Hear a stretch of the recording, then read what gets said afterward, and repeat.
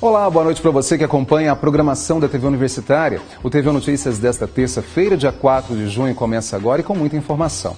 Hoje tem uma reportagem especial sobre a menopausa e qual a relação desse momento na vida da mulher com o sono ou com a falta dele. Vamos falar também da osteoporose e de como ela atinge homens e mulheres durante o envelhecimento. Tem a previsão do tempo para amanhã. Será que vai continuar esse frio todo? Tem também uma reportagem sobre como controlar o acesso das crianças à internet, como devem ser as regras e limites impostos. A falta de hábito do brasileiro de ler os rótulos dos produtos antes das compras. Uma advogada ainda fala dos direitos e deveres dos consumidores e de como a gente deve agir antes e depois de levar a mercadoria para casa. O TV Notícias está no ar.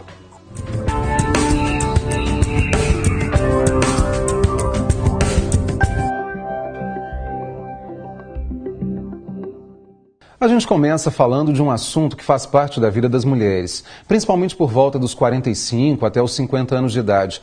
O que muda no corpo e no comportamento durante e logo após a menopausa. Muitas queixam da falta de sono, que prejudica ainda mais o dia a dia delas. Diferentes histórias e o que dizem os especialistas. É o que nós vamos ver na reportagem a seguir. A dona Maria Badia diz que sofreu muito no período da menopausa. Além do tradicional calorão, mal-estar e sono ruim eram rotina na vida da aposentada. E foi assim por 12 anos. Ela buscou a ajuda de médicos e fez reposição hormonal por um tempo. Foi difícil, eu estava vivendo a época dos 30 anos e ela me pegou mesmo, sabe? E trabalhando, né? Mas às vezes eu estava assim conversando. Quando vinha aquela onda, aquele calor, eu fazia uma pausa, eu pensava, oh meu Deus, dá um mal-estar na gente, dá nervoso, a gente passa a não dormir bem. Este ginecologista obstetra explica que é comum na menopausa as mulheres terem insônia. A variação na produção de hormônios começa a diminuir e provoca instabilidade vasomotora. A temperatura corporal passa por alterações e prejudica o sono. Quando vem o período climatério, que antecede a menopausa, às vezes 3, 4, 5 anos antes, essa diminuição de hormônio vai acontecer e nisso vai interferir no sistema vasomotor da mulher e com isso ela vai perder um pouco o controle da temperatura e que é conhecido como fogachos, ondas de calor, e isso leva a uma certa irritabilidade, em alguns casos até depressão, e naturalmente então ela vai ter um sono mais curto, ela vai ter umas acordadas às vezes à noite e naturalmente essa é a interferência do sono. Para aliviar os sintomas da menopausa, principalmente a insônia, o especialista recomenda fazer tratamento de reposição hormonal. Atividade física e alimentação saudável também são grandes aliadas para garantir uma boa noite de sono. O correto seria realmente a terapia de reposição hormonal, que nem todas adequam ou fazem essa adesão, mas a grande maioria aceita. Segundo especialistas, a mulher que está na menopausa deve priorizar alguns tipos de alimentos. A mulher na menopausa, ela deve priorizar alimentos, fontes de frutas cítricas e de selênio, como por exemplo castanhas, oleaginosas e uma variedade de frutas cítricas, como a laranja, a mexerica, o abacaxi. Então todos esses alimentos vão ajudar na liberação de hormônios que vão ajudar no controle da menopausa. E para dormir melhor, a mulher precisa evitar principalmente alimentos que contenham cafeína. Quando existe insônia, então é muito interessante, primeiramente, evitar os alimentos que são mais, que são mais energéticos, como cafeína, então o café, o chamate, a Coca-Cola, refrigerantes à base de cola, e também evitar esses estimulantes, como guaraná e etc. Hoje, com 79 anos, Dona Maria Badia revela que venceu a menopausa. Há mais ou menos 30 anos, no mínimo 4 vezes por semana, ela está aqui na hidroginástica. E conta um segredinho que tem sempre dentro da casa dela: frutas e legumes de sobra. Comer bem, alimentar bem, né? A gente segue falando de saúde. Você sabia que 10 milhões de brasileiros sofrem de osteoporose? É mais comum nas mulheres. 1 a cada 4 com mais de 50 anos desenvolve a doença.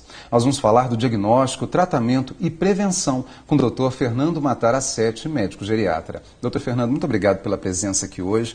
Quando a gente fala de osteoporose, ainda está muito relacionada à mulher, depois da fase, aquela fase hormonal dos 50 anos, mais ou menos ali e tal, a menopausa em si, e vem a preocupação. E homens nem sempre se preocupam.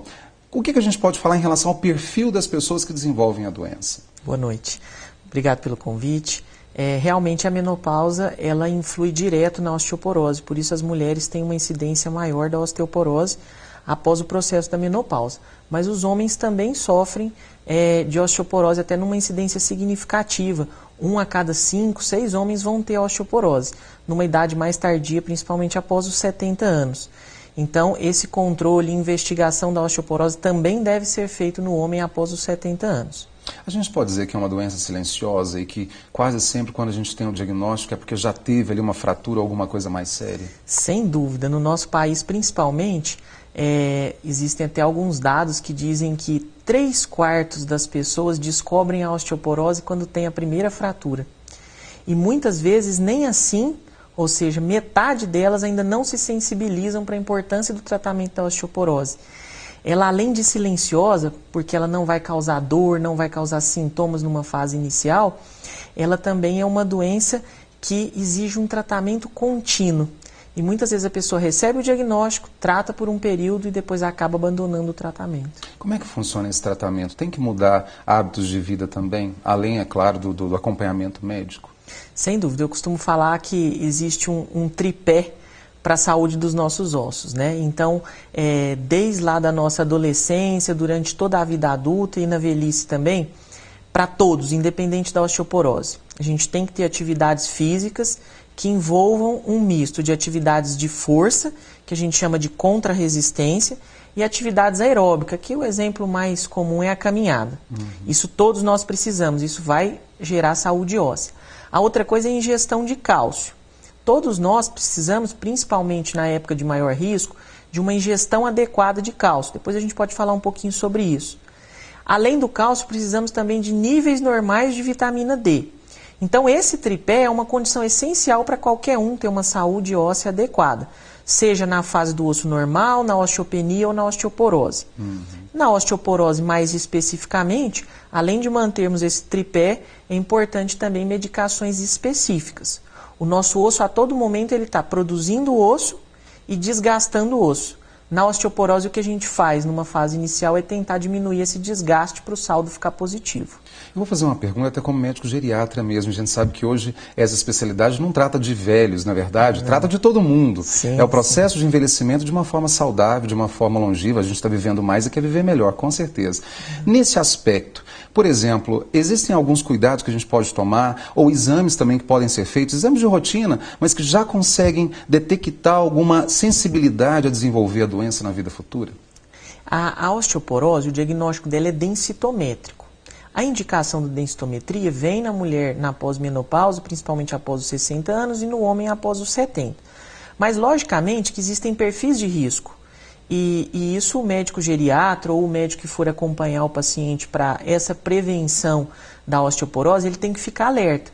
Então, a gente sabe que o tabagismo, o excesso de bebidas alcoólicas, alguns medicamentos, vou citar um aqui, por exemplo, alguns anticonvulsivantes, uso de corticosteroides em doenças às vezes crônicas, tudo isso predispõe à osteoporose. Nessas situações a gente tem que começar a investigar mais cedo. E além disso também atentar para as causas secundárias, né?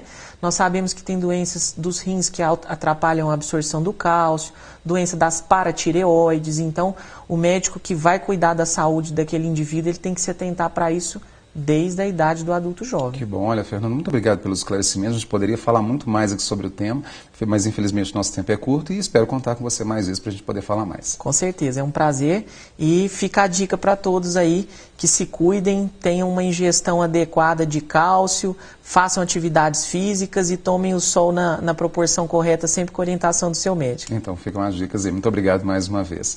Nós vamos fazer aqui um rápido intervalo e voltamos com muito mais informação para você daqui um pouquinho. TV Notícias, volta já.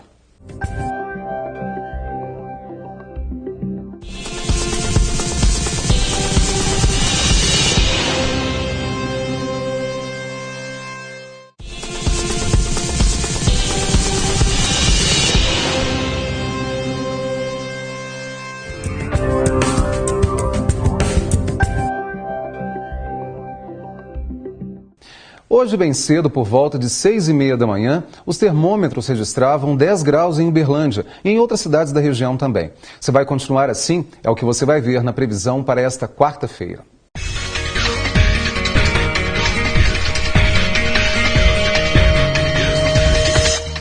Em Uberlândia, sol fraco e períodos de céu nublado. Mínima prevista de 14 e máxima de 28 graus.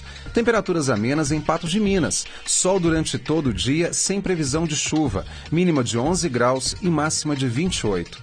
Em Monte Alegre, sol forte pela manhã e à tarde. A mínima prevista para quarta-feira é de 15 e 29 graus a máxima. Em Estrela do Sul, tempo nublado, mas nada de chuva. Mínima de 15 e máxima de 29 graus. Em Campina Verde, a temperatura também varia, entre 16 graus a mínima e a máxima 30 graus. Agora nós vamos falar de tecnologia e de como é difícil viver sem todos aqueles aplicativos de celular, das mídias sociais e de tudo que é possível encontrar usando os computadores e celulares. As crianças fazem parte desse universo de usuários e bem cedo têm acesso a tudo e nem sempre com regras e limites. O ideal é acompanhar os passos dos filhos e sempre com orientação. Olha só a concentração desses dois. Os olhos não desgrudam da tela do celular. O Miguel tem 3 anos e a Stephanie 4. E ela já sabe até solicitar o que quer assistir. Eu gosto de ver Baby Life, Frozen. E você? Caminhão. Ah, é? De lixo. Mas quem vê estes pequenos todos dedicados a mexer no celular pensa que é assim o dia todo, né? Não, aqui tem limite. E eles dividem o que tem, apesar de algumas vezes a Stephanie ganhar a disputa. A mãe conta que deixa os filhos se divertirem com essa tecnologia, mas com moderação. Olha, depois que chega da escola, eles todos eles tomam banho. E depois de lanchar, eu vou e deixo um tempo eles mexerem no telefone. Pra depois, assim, a gente fazer uma brincadeira com eles, ver uma televisão, uma coisa mais interativa do que o celular. Um estudo mostra que o público infantil está cada vez mais presente no mundo virtual. 97% das crianças brasileiras que têm entre 6 e 9 anos de idade usam a internet. E mais que isso, elas estão nas redes sociais. Facebook é uma delas. A Stephanie e o Miguel começaram a usar a internet mais cedo que a média de crianças citada na pesquisa. Mas nem todas as mães são iguais a Simone, que impõe limites para os filhos. Como explica essa pediatra, tudo em excesso não faz nada bem e com as tecnologias não poderia ser diferente. Crianças que vivem grudadas em smartphones e tablets podem desenvolver problemas posturais, tendinites por excesso de digitação e também oftalmológicos, como olho seco. A famosa vista cansada pode aparecer mais precocemente, inclusive. Além disso, o uso crônico de fones de ouvido em volumes altos pode levar à perda auditiva. E os prejuízos do uso desmedido das tecnologias não afetam só a saúde física da criança, não. O uso excessivo de tecnologia leva a um mecanismo de busca, né, de repetição, por exemplo, com joguinhos e tudo, que causa uma espécie de vício na criança. Existe um aumento na tensão, na ansiedade, e a criança perde o foco, perde a concentração, porque ela fica mais envolvida com essa atividade, né?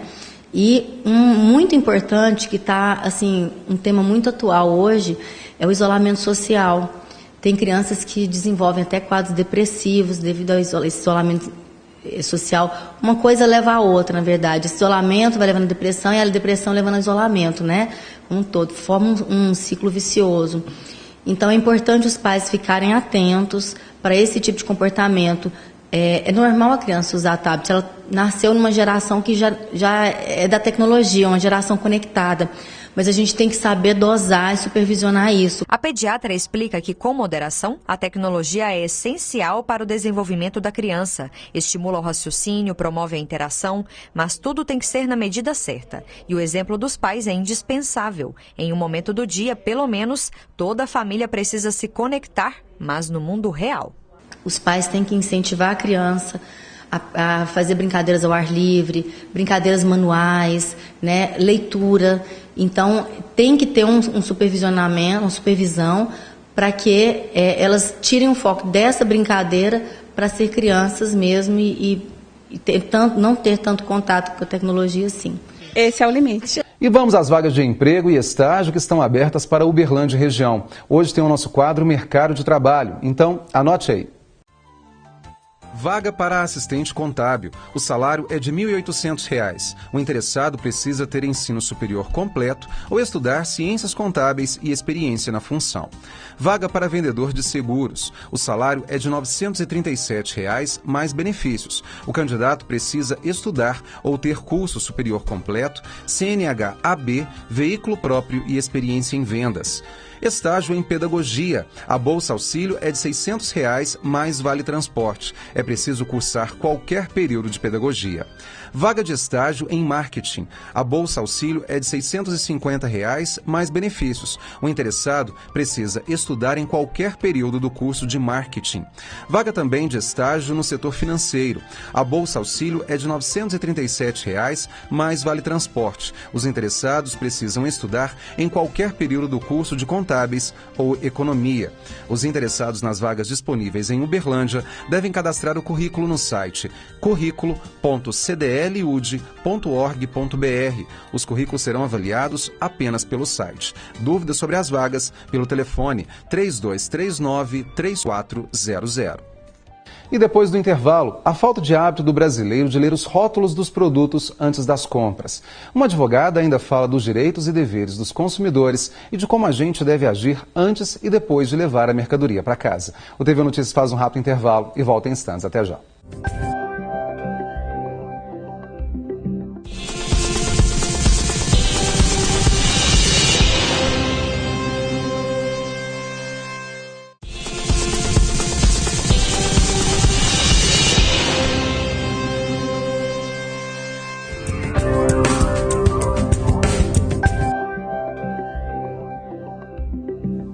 Quem vai às compras e antes de decidir o que levar para casa, observa as informações nos rótulos dos produtos? Não é um hábito muito comum entre os brasileiros, mas faz uma diferença e tanto, principalmente para quem tem alguma restrição alimentar ou que simplesmente se preocupa com a saúde da família. A Samanta deu uma ajuda e tanto para a tia. Na hora de comprar um pacote de bolacha, o preço mais barato chamou a atenção, mas a profissional da área de química viu que a quantidade de sódio também gritava aos olhos. A tia acabou levando o pacote mais caro e com menos sódio. Claro que isso não é regra, o importante mesmo é sempre observar o rótulo do produto. Sempre leio. Quando eu estou em dúvida entre dois produtos, que assim, muitas marcas têm produtos similares, eu dou uma olhada na quantidade de sódio que tem, às vezes até qual produto que vem na frente de qual. Tipo, se às vezes o primeiro é o açúcar, igual na hora de comprar geleia, se primeiro vem a fruta ou se primeiro vem o açúcar. O rótulo dos alimentos, ele permite você identificar o que você está consumindo, né?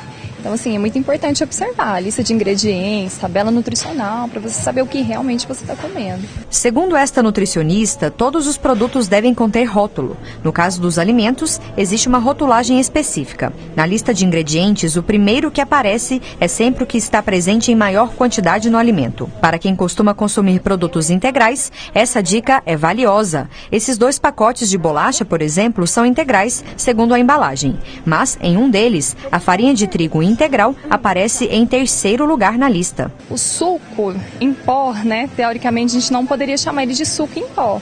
A gente tem que chamar ele de refresco em pó, porque ele tem uma quantidade muito ínfima de frutas, né? A gente não pode nem considerar que tem fruta lá dentro. O primeiro ingrediente do suco em pó, né, o refresco em pó, é o açúcar e depois os corantes. O rótulo também deve conter a tabela nutricional do alimento, mostrando a quantidade de proteínas, lipídios, sódio. Se você faz dieta, atenção ao valor diário recomendado. A nutricionista recomenda ainda fugir dos alimentos que têm no rótulo gordura trans. E se você é alérgico ou tem diabetes, por exemplo, cuidado dobrado na hora de ver o que tem no produto que você vai comprar, hein? Qualquer tipo de alergia, no caso dos diabéticos, né? Os diabéticos ficarem sempre de olho nos açúcares dos alimentos e para as alergias, tomar cuidado na lista de ingredientes dos alimentos, né? Mesmo que você esteja acostumado a comprar um mesmo alimento, ele pode mudar o rótulo dali a alguns meses, né? Então, é sempre importante ficar de olho nos ingredientes e preferir alimento in natura, que não tem rótulo, né? Então, não precisa ficar preocupado com conservantes, essas coisas assim. Não custa lembrar de não esquecer da data de validade, né? A dona Ivone sempre está atenta ao rótulo do que quer que seja que ela vai comprar. Porque às vezes eu quero saber se eu compro de um produto fabricado em alguma outra fábrica, ou então eu tenho que ler para saber o que eu estou comprando, né? E quando está difícil de ler? Aí eu ponho óculos. É isso mesmo, Dona Ivone. O que não pode é literalmente, como diz o ditado, né, comprar gato por lebre. Não dá para comprar um produto que não corresponde às nossas necessidades. A Dona Ivone, como todos nós, somos consumidores e temos direitos, mas como garanti-los? Principalmente na hora e depois das compras. Sobre esse assunto eu converso com a advogada e conselheira da OAB Uberlândia, Dulcimeire de Menezes Mota. Dulce, muito obrigado pela presença aqui hoje. Quando a gente fala em relação aos direitos, a gente sabe que nós temos sim os nossos direitos na condição de consumidor, mas temos alguns deveres também. Como é que funciona literalmente essa relação entre o consumidor e o empresário ali que oferece o produto? Olha, é importante, né, o consumidor estar observando o que ele está comprando, se realmente é aquilo que ele quer, porque, por exemplo, se ele for comprar um produto para presentear alguém e a pessoa não gostou daquele produto, a loja não é obrigada a fazer a troca, mas se ele comprou o produto e está danificado, aí ele não observou às vezes naquele momento oportuno, aí sim a loja tem, ou o fornecedor tem a obrigação de fazer aquela troca. No momento da compra, inclusive em relação a presente, é interessante isso. É importante a pessoa que está comprando se certificar das condições de troca, das condições de como a mercadoria pode chegar até a pessoa. É importante se certificar disso e até se resguardar em termos de documento também, seja com uma nota fiscal ou alguma coisa assim. Sim, a nota fiscal é um documento muito importante. Às vezes as pessoas não dão muita importância para ela, mas ela é que vai fazer a troca do produto, porque ele vem discriminado a data que foi feita a aquisição, a descrição do produto, né? Tudo ali, se tem às vezes alguma garantia, se ele adquiriu garantia às vezes estendida de determinado produto que às vezes é oferecido, então ele tem que estar tudo ali com esses documentos em mãos para poder requerer o seu direito. Dulce, na reportagem anterior a gente mostrou ali o comportamento do consumidor quando vai às compras, principalmente nos supermercados, nem sempre lê os rótulos e acaba comprando algo que não corresponde àquilo que ele queria. Nesse caso, a gente sabe que realmente a atenção, até como direito também, ou como dever do consumidor, isso é fundamental, tem que ser observado. Mas, por exemplo, se ele compra um produto e não está discriminado ali, que tem um ingrediente que pode fazer mal à saúde da família, ou que alguma coisa não corresponde ao que ele levou, ele deve fazer o quê?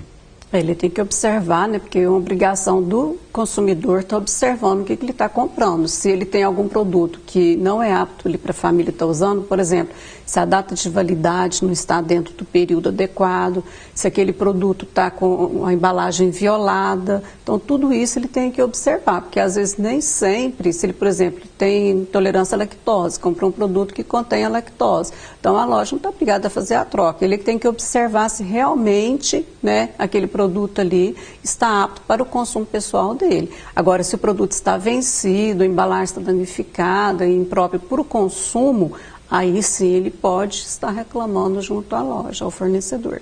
Dulce, nós temos o órgão de defesa e de proteção do consumidor, que é o PROCON, e a gente sabe que as pessoas têm uma facilidade, às vezes, até por saber que realmente existe esse órgão de proteção. Ah, não, eu vou no PROCON.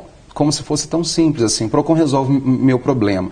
Na verdade, esse consumidor ele tem que se resguardar também com documentos, com notas fiscais, quer dizer, com tudo aquilo que comprova que, de fato, ele fez o papel dele, foi a outra parte que não correspondeu aqui. Sim, eu creio assim, que antes de ele procurar o PROCON, ele tem que procurar onde ele adquiriu o produto, porque às vezes um simples diálogo já resolve o problema. Às vezes ali não foi observado que aquele produto às vezes estava perecível ou com algum defeito, e às vezes o próprio fornecedor já resolve ali com ele mesmo, faz a troca, ou restitui valor, o que ele optar, antes de procurar o PROCON, né, ou qualquer outro órgão de vigilância que possa estar protegendo o consumidor. Dulce, olha, muito obrigado pelas informações, obrigado mais uma vez pela sua presença aqui. À disposição.